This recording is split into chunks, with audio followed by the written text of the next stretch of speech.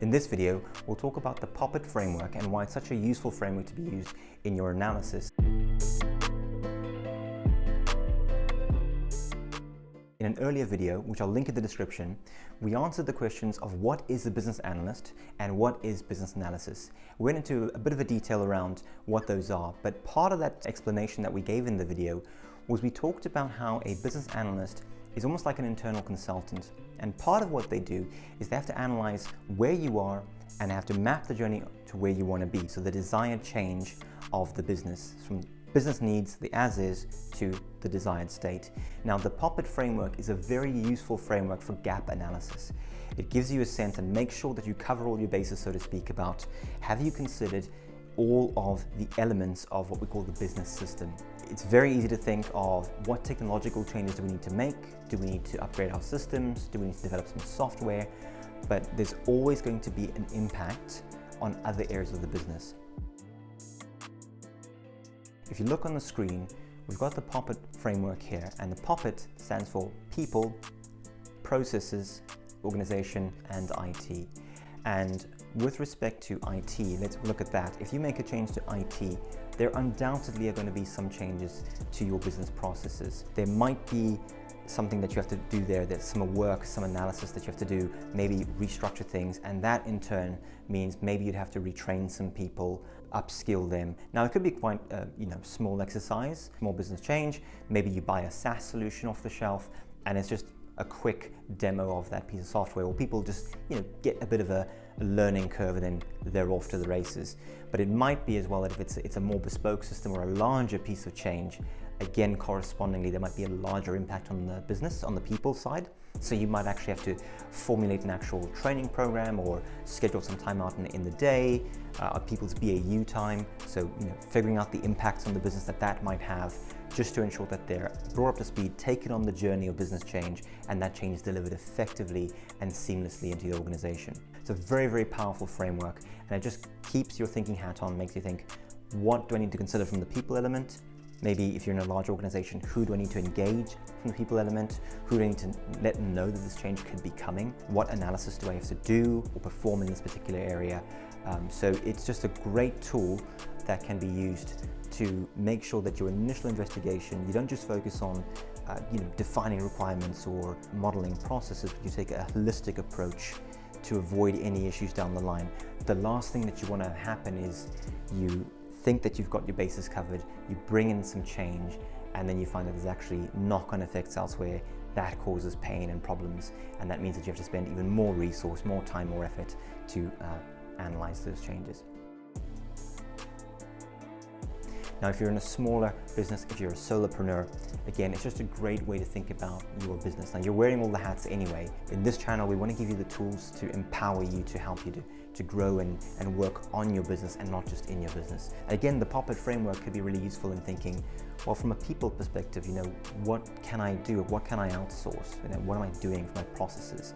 If you're doing something more than once, you're doing it 2 or 3 times, that probably is a very good indication that you need to try and systemize something. So this can try and call that out. Again, you might think, hey, I need to get some help from a freelancer, maybe a one-off thing, or maybe I need a more kind of formal engagement as well.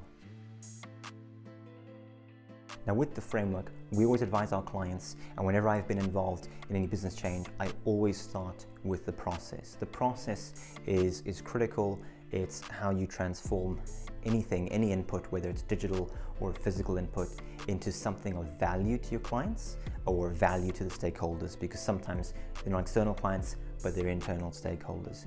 So start with the process in mind. The last thing you want to do is bake in a bad process or bake in a process that was scalable at a time, but you're now growing. That's no longer scalable. You don't want to build those bottlenecks, certainly if you're going down the IT route, into your new system. With regard to organization, that's literally regarding the structure of the organization. What needs to change? Again, if it's a very large piece of change, there might be that you have to make some structural people changes. Maybe you don't have any expertise in-house. Maybe there's reporting lines need to change. So it's all something else to consider as well. People changes follow on naturally from that. Is there upskilling required? Potentially, if you've made some great efficiencies, and probably seen this in the past, You might have to think about, unfortunately, making some people redundant because that work is now no longer needed.